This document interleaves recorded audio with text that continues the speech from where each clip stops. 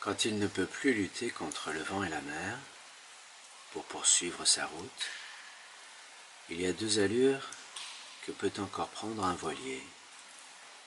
La cape, le foc bordé, à contre, et la barre dessous, le soumet à la dérive du vent et de la mer, et la fuite devant la tempête en épaulant la lame sur l'arrière avec un minimum de toile.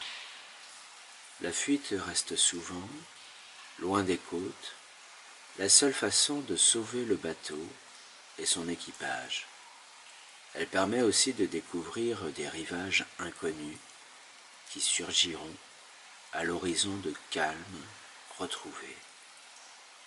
Rivages inconnus qu'ignoreront toujours ceux qui ont la chance apparente de pouvoir suivre la route des cargos et des tankers, la route sans imprévu, imposée par les compagnies de transport maritime.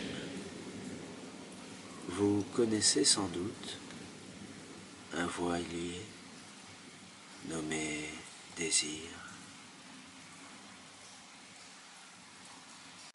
Il n'y a pas d'objectivité en dehors des faits reproductibles expérimentalement, et que tout autre que nous peut reproduire en suivant le protocole que nous avons suivi. Il n'y a pas d'objectivité en dehors des lois générales capables d'organiser les structures. De toute façon, au milieu des remaniements bouleversants qui s'amorcent au sein de notre société moderne, je suis persuadé que l'histoire d'un homme et sa finalité n'ont aucun intérêt. Il n'était peut-être pas inutile, quand il s'agit de quelqu'un qui essaie de se présenter aux autres sous le couvert d'un prétendu rigorisme scientifique, que ceux qui l'écoutent ou le lisent, et risquent d'être influencés par lui, sachent que derrière tout scientifique ou soi-disant tel, se trouve un homme engagé dans la vie quotidienne. Sa vie sociale a sans doute influencé profondément la vision du monde qui s'est organisée en lui.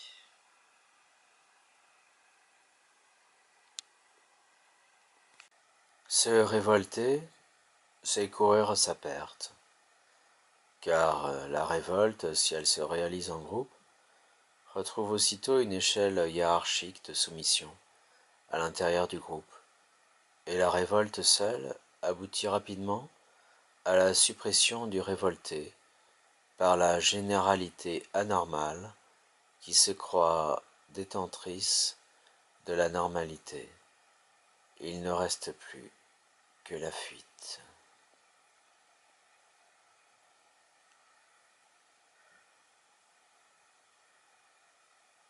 Pour demeurer normal, il ne vous reste plus qu'à fuir loin des compétitions hiérarchiques. Attendez-moi, j'arrive.